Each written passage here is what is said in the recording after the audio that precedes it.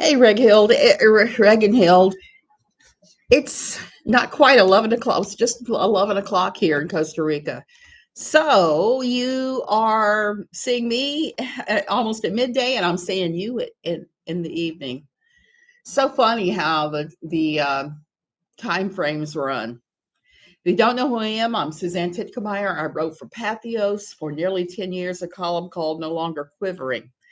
Now I'm doing my own thing. I'm working on a bunch of writing projects. I've had a ton of articles I've done for different places, and now I'm working on several books, and I'm doing the YouTubey thing. So if you could do the YouTubey thing and like, subscribe, I'd be super grateful. Don't bully anybody I'm talking about today, not Putin, not nobody. These are all my opinions. So my opinion is this morning, I'm super thrilled with this super old garment that I found for my first year here in Costa Rica. It's much patched and much beloved. It has elephants all over it.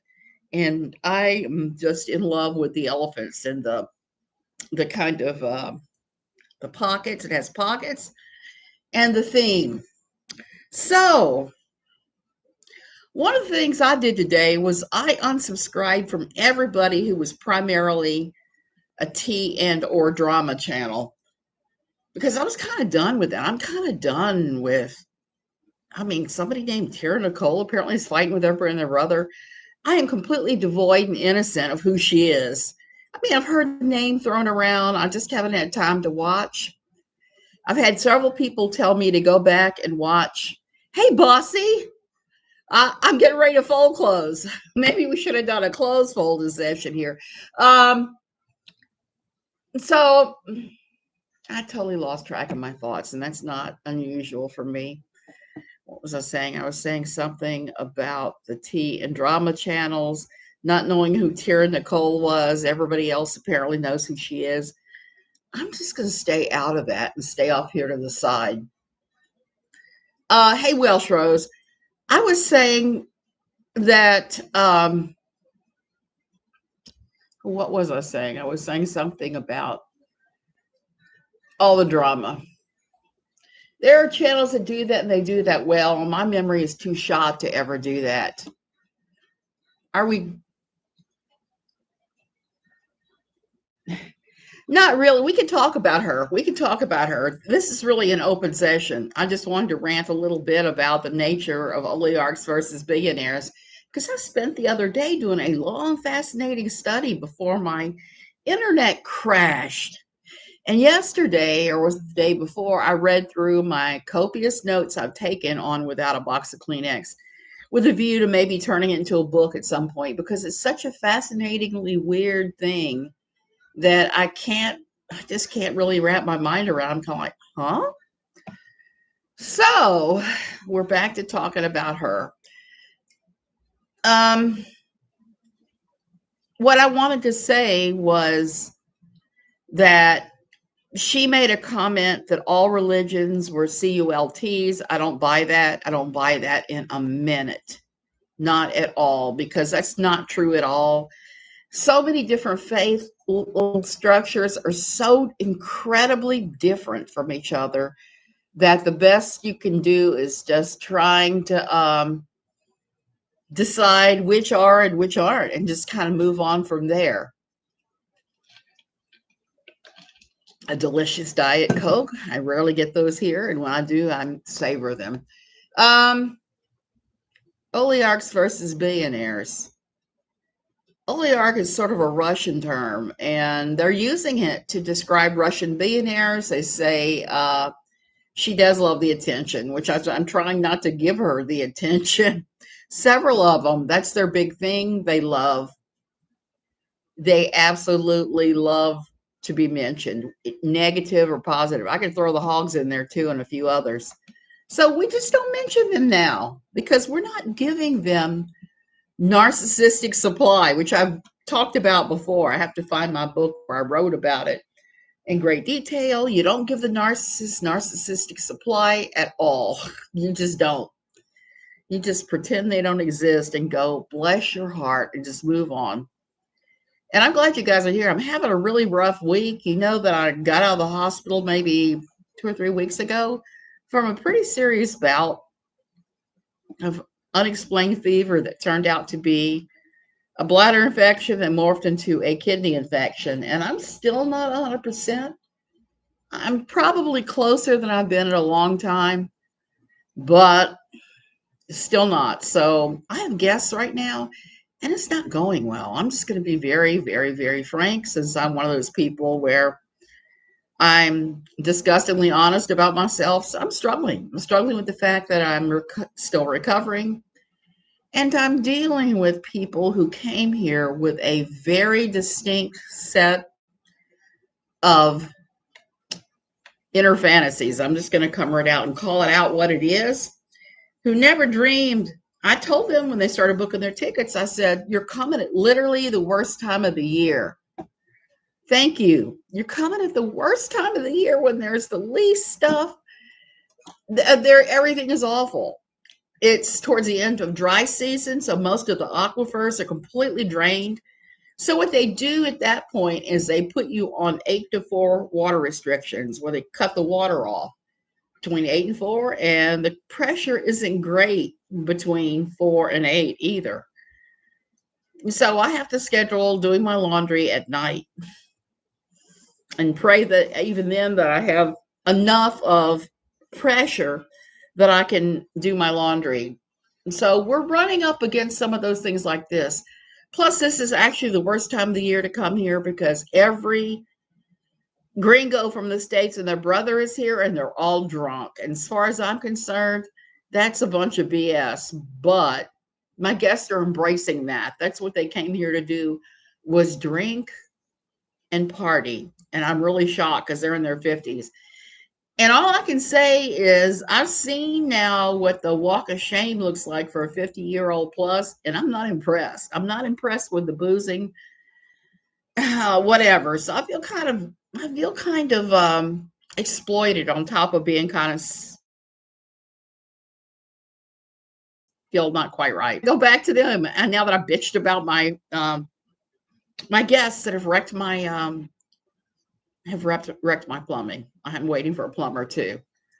They're going to have to do some. They're going to have to really go after the main drain because now the main drain is clogged with toilet paper. So a lot of places are defining oligarchs as Russian only billionaires that are running everything in the government that have huge influence. How is that any different than the billionaires we have in the United States? It's no different. Those guys are the ones that are influencing Congress and the Senate to pass laws. They're the ones that are handing out the money. You're 49 and you can't stand excessive drinking. I think once you reach past your 20s, maybe early 30s, most people are done with that. I was done with that in my early 20s because I bartended for a while. If you want to be done with drinking, bartend in South Louisiana and have family that are alcoholics, and you'll be real done with liquor in a hurry. So they're saying all this about these oligarchs. Hey, Melanie, who are running everything without mentioning the billionaires that do the same. And they all do. I mean, all you have to do is look up some of our more prominent billionaires in the United States, and you'll see who has paid what congressman for what. And it's actually kind of disgusting. I wish there was a way to take money out of politics, money altogether, because I think that that's one reason that we're getting in trouble in the U.S. Here, things are straightening out some post-COVID, but I keep seeing that in the U.S., friends and relatives can't buy anything. I have to buy a plane ticket for my daughter's wedding in June. And let me tell you, since I first started looking at pricing, since about, I guess, February, the tickets have gone haywire. I'm going to end up paying a huge premium just to go to the States for her wedding. And I'm used to having tickets in the $350 to $450 range. It's going to be more like $700 or $800 or more for us to go each. So I'm not thrilled about that. I know that the reasoning for that is the fact that the price of fuel has gone up. We've been hit here at the pumps in Costa Rica pretty hard with fuel pricing going way up. We're almost at $9 a gallon. So that's another reason I'm not real happy with my guests that are tromping every which way and riding our car every which way. Rag Hill, Rag and Hill, because that is rare. You don't see it. You don't, unless you're actually monitoring what's going on in Russia and you're looking at the billionaires that they have there, the oligarchs. You wouldn't run across that term. Welsh Rose, yeah, I think so. Once you reach about 40, it seems to be something that is just something most people are not interested in, except for a rare few. You bought a first class ticket from Dulles to Orlando. One way, yeah, bossy. That sounds about right. I booked a bunch of tickets for my husband because he is going to be going to a wedding in Montana. He has a very close friend that this year has gone through a brutal divorce, and I mean brutal. I actually referenced it like more than a year ago on my YouTube channel because his friend was saying things like, "Well, if I die suddenly, it's her." He was saying stuff like that, and he was saying, I can't talk. She's right here." So I bought him plane tickets to go from the wedding to his friend in Detroit and then off to Montana. Yeah. So that's just crazy what they're charging now. So I got his tickets. I got DC to Detroit for $50. I've never seen it that low. Now his flight from Detroit to Montana was kind of pricey. Uh, but the one from Montana to Costa Rica was like $160. I was pretty shocked at how cheap it was. So I booked all of those tickets for him, and I neglected to book our wedding tickets. I wish we had now because this is going to be expensive. The wedding is kind of expensive. We're getting hit with a lot of expenses right now as a result. And it's kind of funny living here because the majority of the people who live here who are Americans are quite well off. I'm talking billionaire level, millionaire level. Not everybody, but almost all the Americans I know, except for the surfer crowd, they're not. They're mostly not. And prices here have gone so crazy that they've squeezed out most of the people who work the service jobs here, and they're starting to squeeze out the surfer class. They're just going away. And it's just getting a lot more awful here. And I've had firsthand experience with some of these crazier billionaires, and it's been interesting to say the least. So the patriarchal I'm still stuck on religion after yesterday and ranting about what a CULT was and what wasn't a CULT. I am still bossy. I'm hoping, fingers crossed, that when I go in to buy our tickets to DC that they are reasonable, but I don't hold much hope of that. I hope they are. Hey, Kathleen, I was going to go see my daughter in April. Right now, I'm not because the ticket was crazy. The ticket price was crazy. And it was like, nope. So I'm going to try to get tickets tonight. If I get a good price going to DC in April, I will still go. But it doesn't look like it's going to happen. So anyway, back to the billionaires and the oligarchs. Billionaires and or oligarchs won't be harmed with the downturn in recession, the high price of gas, any of that. This for them is an opportunity to invest, to scoop up stuff cheaply, and to just charge a butt ton of everything. And we're not billionaires. I'm just going to throw that out there to you. I am tight with a buck. I just always have been. I always will be. And that came from my years as a single mom when I was raising my oldest child and working 3 jobs and going to college and all of that. never glory in spending money on stuff that I know is not going to give me value. Now, some things, yes. So they operate in a totally different mindset than everybody else. Money will do that. 26. Can't stand alcohol. Oh my goodness. That's rare. I was done too by that time, but most people were not done. And I can't even drink anymore. When my daughter was here last, which was the very beginning of COVID, I drank a little bit with her. I had chili guar shots and some things like that I like. And the only thing that happens is it makes my blood pressure go haywire. And I don't need anything that makes it go haywire because I'm trying to keep it on the low side. And it usually is a low side, but give me alcohol and it skyrockets. I don't know why that is. So I try to stay sober too. And here during high season, which is dry season, it's just wall to wall boozing. You just see people getting drunk. A kind of amusing story is that we keep running into the guy who he was playing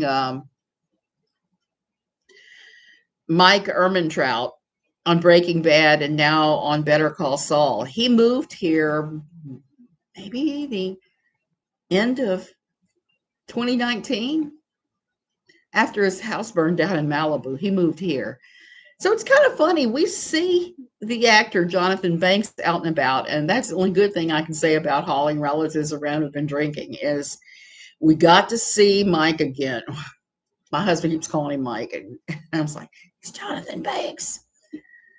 So we've seen him this week, and it's kind of funny because I know he probably has a lot of money, but he is not flashy in any way, shape, or form. You wouldn't notice him if you hadn't been watching the show. Keeps a very low profile here, whereas I know people with money here that don't, that they are trying to be as flashy as possible. We're so not like that. Like I said, when we bought our property, we bought it because it was distressed. It was way lower than what it was actually worth. And that's just how we roll. That's our role. But the interesting thing living here is watching these people with lots of money come in and try to overtake whole communities here who are kind of like, no. Church is a fascinating place where this has happened at. So, Lord, please never bless me with that kind of wealth because I don't want to have those kind of conversations with people. It's been a crazy couple of days here because we've also run into some crazy white entitlement. I mean, like I have never seen before. I had a woman approach me into the restroom the other day. Tiny little place, tiny restroom. I was in there washing up because I had been eating toast with marmalade on it. And somehow managed to get the marmalade all over me. I am a messy Marvina. If there is a way to wear food when you're cooking it or eating it or paint when you're painting it, that's me every single time, every single time. So I'm in there washing up and this lady comes out of the stall and I turn to her and say, I'm sorry, just give me a second or two and I'll get out of your way. And the second I said that, she went off on me. We had a long conversation about, very Catholic, very heavily Catholic country. So she started telling me how that was a patriarchal mindset and that women are not supposed to apologize for taking up anything, for having needs, for having bodily space, for their bodies, or whatever in every way. She just shooed me up one wall and down the other and told me that I was living under patriarchal guidelines. And it was so funny because I didn't argue with her. I just said, you might be right, and walked off. But I thought about it later. It's like, who died and made her head feminist? What I said to her, I said to be polite. I was just being generally polite, and trying to move out of her way.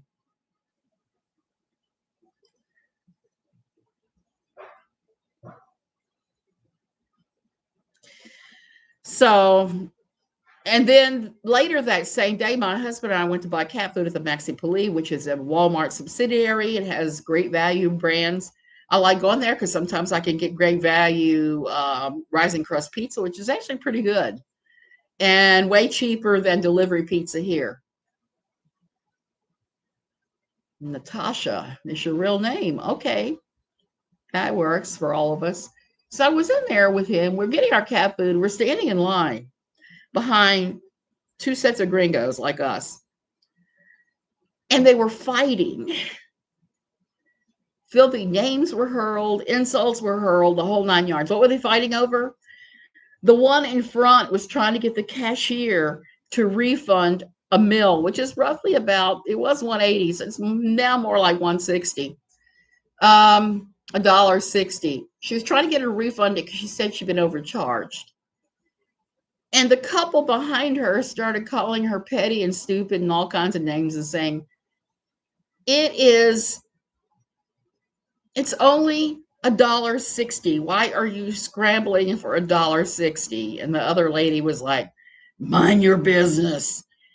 And before you knew it, it had turned into a full-fledged fight with F words and all kinds of crazy things being said. And I'm just kind of standing back like this in my line. And there's another gringo in the next line. And I turn to him and say, we must have reached the apex of high season to see gringos fighting in the checkout line. And he and I started talking. I've been here 5 years. He's been here 18, about the changes that have come down in our community every high season.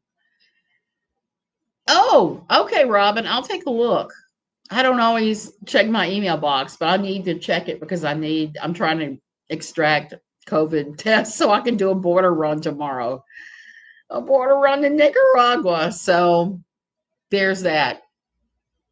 And then the next morning we went out for breakfast and we watched a very entitled gringo American man chewed out his father's personal assistant loudly, vilely, dirty words galore. And I wasn't even sure why he was chewing the woman out, but he was just cussing her up one wall and down the other and using the most demeaning language to tell her she sucked at her job instead of saying, hey, can we talk about X, Y, and Z and why you might need to improve on those things? Can we do that? Instead of approaching it in a different way, he was just going full throttle entitled brat mode. So that's like the craziest things I've seen lately here. And I'm just like, between our guests that are destroyed our plumbing and have now run off. I think today they're at the volcano. We didn't go with them. After they leave, I have some crazy tales to tell of them. Some of the things that happened were kind of, besides the liquor, was kind of crazy. All I can say is 50 years old is not a good look for a walk of shame. Not at all. So we're dealing with that now. And we're dealing with more rich people here because most of the properties that were for sale have been snapped up, and you have your billionaire class that's here make it tomorrow. I dropped them at the airport. I run to Nicaragua. You remember I said that the price of gas was outrageous? Well, I wouldn't run to Liberia if I didn't have to do something else. Hello, Robin. So we're hoping that we are able to do our border running and not have any problems this time. Last time someone tried to shake us down for additional money. If you're ever doing a border run in Nicaragua, don't fall for it. Only pay the posted prices in the window. And they only take dollars. They do not take colones. They don't take Costa Rica. They don't take Nicaraguan Cordobas. They only take the US dollar, which is a little weird. So what do you guys think? Do you think that the rich have no idea how everybody else lives and they're screwing stuff up left and right? Or do you think they're just like us? I mean, I could tell you tales of some of these guys. Is there anything else you want to talk about? Maybe without a box of Kleenex and her crazier things, because she is still going hard after Miranda and 7M, and those dancers do not deserve her kind of thing she's doing. She also said that they were waterboarding people. Well, I think they just don't care either. They care about the bottom line. I think when you have that much money, you're looking at what your money is worth. But at the same time, I've seen them spend money pretty foolishly too. The richer gated American communities are a real good example of that. I've seen some crazy things with Mar Vista, which is one of the big ones here, or Hacienda Pinella. That's another one where I know a lot of people live, and I'm just like shaking my head going, how can you spend that much money? No, the wealthy are mostly out of touch with how regular folks live and struggle. I think you're right about that. And they're also out of touch with how the service class here of Ticos live. They don't have a clue. They have no clue about any of this. If you live in a, walk just like a billionaire walking on imported air, yeah, I've seen that happening too here. Yeah, Jan, the Waco thing puzzles me. There are some very good books and series about Waco. There's one that I watch. I think it was on Netflix. It was either Netflix or Hulu, about what happened at Waco. And it was based upon the book written by this guy with a Cajun name. I can't think of his name. He had a French name. He wrote a book about what happened. And if you look at what happened and you read about why they were all following David Koresh, they were a pretty peaceful bunch. And they only started to get violent when they started thinking that the government was after them. And that's a hallmark of being in a cult, when you think everybody is out to get you. When everybody is out to get you, including the government, including everybody else, bad things happen. And not just with Koresh. And I think that the FBI bungled. They bungled the Koresh incident completely. My sister's a doctor's wife, and she seems to be clueless about my financial hardships, gets a bit judgmental. Gigi, I can see that. I can see that too. They believe money makes them better than everybody else. Exactly. They think that money means God loves them and approves of them. I've known a lot of the billionaires through church. And you just wonder when you hear some of the prosperity gospel coming out of your mouth, they're like, what? I don't know about for you guys, but me, it's like, oh my word. I get pretty foolish when Kim Kardashian says, get Joe and job and work. They have nannies. When do they work? I don't know, but they came here once, the same time I was here on vacation, and we all ended up in the same places at the same times, with both Arnall and the beach. And I just laughed because I was watching the Costa Rican news coverage of the Kardashians being here. And every time they showed them, they're wearing oodles of like spandex and Spanx and stuff. You could just see, and tons of makeup. This is not a climate conductive for that. I will put on lipstick and powder sometimes before I do my videos, because my lips are completely washed out and sometimes my face is shiny here. I'm helping my brother out with some work for some extra dollars with this unexpected move. The couple is buying a third vacation home. They went from in guns blazing, only interested in buyer, went in over 50,000. Oh, that's wild. And we see that happening here too. Like I said, we were lucky. We were so fortunate when we bought and what we bought, because we got this place at a bargain. And now Santa Cruz has valued it at probably 4 or 5 times what we paid. But we've put a lot of money into it too. And I still have things that I have to put money into. I have to remodel the kitchen. You should see my junky appliances. I finally wallpapered my fridge because I'd cleaned it so often. All the paint had come off and it was starting to rust. I'm going to get another fridge, but for now, I'm going to patch this one up so that the rust doesn't spread. The stove, I've not lost. The handle on the oven broke off and cannot be put back on. And we've had other problems with it. So all the appliances in the kitchen are going to have to be replaced. I'm keeping the marble countertop. I'm keeping the Guanacaste custom cabinets, but I'm replacing all of the appliances and I'm painting and tiling it.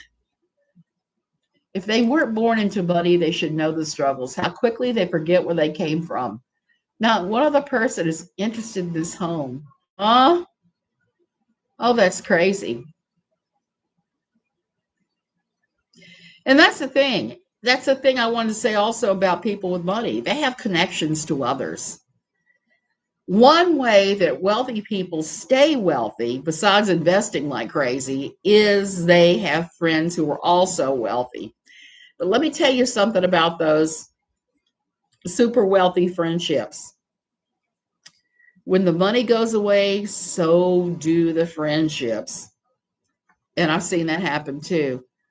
I know at least two people here who came here as millionaires and left with zero. Why? They started doing day trading. And you really have to know, you have to be able to afford to lose amount of money when you're going to do day trading. Most people lose. Well, see, that's unfortunate. So two of them lost over $1 million. I know each one of them lost over $1 million doing day trading, and they had to sell and go because they could not afford to keep living here because they didn't have any money. We're lucky. We have Social Security coming in, my husband's pension coming in, so it's not such a struggle for us. We managed to invest well here and with our house. That's another thing. If you come here, you can get CDs. They were at 9%. They were paying 9%. Now they're paying more like 7%. But it's still much better than what you get in the States. Yes, bossy. You need to be able to afford about $2 billion the first few years. Exactly. We have people jumping into this that don't have the money. They may have $1 million sitting in the bank, but they don't have 2 million. And when that happens, my husband was talking about it for a while, and I said, "Are you crazy?" And then when he saw the two of them lose their shirts and lose everything and have to leave, that ended it. If you want to speculate in stocks, that's one thing, but day trading is crack. And like I said, I've seen people lose their shirts here, and I know people lost less than that and had to skedaddle on back to the States. Um, so with these super wealthy people, that's chump change, walking around change for them. My I bonds ads. Yeah, I bonds. I don't know a whole lot about that. I'll tell you something. I'm familiar with the stock market. I've made a ton of money in the stock market. Just having some common sense and being able to read a profit and loss statement and kind of project where things are going, it helps a lot. But you can't always tell because when the Enron scandal happened, I lost a large sum of money because I was invested in Williams Petroleum, and Williams went belly up the second that the Enron scandal happened. And apparently they were holding quite a bit of Enron debt that we knew nothing about. So not only, I was going to say, if you want to see what hideous creatures some of the ultra wealthy can be, I'm getting a real kick out of the HBO show The Gilded Age, because it's all about social climbing and expensive things and Mrs. Astor and her original 300. It's pretty ridiculous. Yeah. So for Kim Kardashian to say that she has not a basis in reality whatsoever, she doesn't have a clue what it's like to have to budget, what any of that's like. She has no clue. She's got nannies. She's got people that clean her house. She doesn't scrub toilets. I still clean. I still do the majority of my cleaning. I might bring somebody in every now and then to help, but I don't have a maid every week. I just don't feel comfortable doing that. Now we do have a gardener every week, and that's been worth quite a bit. My I bonds interest is huge. I don't have a huge sum of money in there. I buy a specific amount each month, and there's a cap on how much you can buy, but it's about 8 or 9%. Bossy, that's the way to do it. Do it like a boss. We've got a pile of money with the Costa Rican bank getting close to 9% now on CDs, and that was a wise investment. Just the cash we have, and it's been such a good investment that we have a personal banker now. I laugh about that and describe him as Jose Drysdale, but he's actually quite sweet, and I like having. I never even dreamed these things existed, but I don't wait in line at the Costa Rican bank. I just go in to my banker and he takes care of everything. It's like, hey, I got to take X amount out. I got to do this. I got to do that. Jose does it. So that's kind of how. So it's been interesting. I'm living more of a entitled lifestyle here than I ever did in the States. Everything is so much cheaper here except for gas and electric. Those are the same prices. Well, gas is more, electric is the same price it is in the States. So there's that. In a high priced place like California. And we have a lot of Californians that have moved here because of the very fact that the cost of living is mostly cheaper here than it is in California. And they're all an interesting bunch, a very interesting bunch for the most part. Um, we have made friends here at the church, and it's the same deal. They're all very wealthy, and I'm getting to see crazy entitled behavior again. Gas is almost $9 a gallon here. So when I know I need to do one thing in Liberia, I will go ahead and schedule 3 and 4 things and do them all. So because the gas is so expensive. Like tomorrow, we're taking them to the airport. We're dropping them off. On the way to dropping them off, we're going to stop at the Do It Center so I can get duct tape. I can't find duct tape locally. The hardware store seems to be completely out. So I'm going to go to the Do It Center where I know they'll have duct tape and the weird light bulb I'm looking for my lava lamp. So I've got to stop there. I'm dropping these people off at the airport. Then we're going into Liberia. We're going to hit the grocery. We're going to hit a couple places we know. Then we're going to go to Nicaragua, which is about, I'd say, another hour, maybe not quite that long from Liberia. And it's a beautiful drive, and it's deserted. It's this long stretch of the Panamanian Highway where there's not a thing on it. There's just these tiny little villages. And we'll walk across the border, walk back, which will be a challenge. Last time I walked it with my cane. The time before that, they had to push me in a wheelchair. And we've had weird experiences there too. Last time, the Nicaraguan guy tried to shake us down for an additional $20. He said it was a fee for the fact that we were doing the turnaround. Oh, hey, Rena. Yeah, I decided to go live now. I've got to do stuff too. So now it's now or never for me because I have got to mop in here and I've got a ton of stuff to fold. I've got dishes. This morning I had to coordinate with a plumber and watch him unclog everything. And he still has to bring more special equipment because my guests have somehow managed to plug the main pipe going to the septic tank. Talk about a shitty job. I wouldn't want to be a plumber. And then I have to, the air conditioning guys have to be here on Friday because they're replacing the air conditioner in the guest house. I have to look at my AC here. I'm actually keeping my temperature, my little thermometer here because it's what's telling me that the AC is not working correctly. Like right now, it's down to 85, which I find pretty comfortable. but it said it's 75, so it should be a lot lower than that. And that's the thing here. You also have that they're all frustrated and freaking out over the fact that there's no water during the day, the fact that we have rolling brownouts every now and then, especially because now in high season, it's dry and there's a papagayo winds. You will lose power for like 10 minutes or whatever.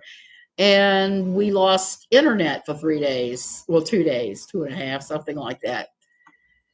It's just how it is. This is a second world country. If you can say, okay, I have no AC, I'm getting in the pool for a while, or they're coming out 3 Fridays from now to replace the AC in one of the rooms. You have to learn to be okay with that stuff. The culture here is different. It's very laid back. I kind of like that compared to the US. I'm just sorry that some of the people I'm meeting here from the US are trying to bring the type A culture from the States. Now, do it, do it, do it, pay money. No, no, no. They're trying to bring that here. And it's like, no.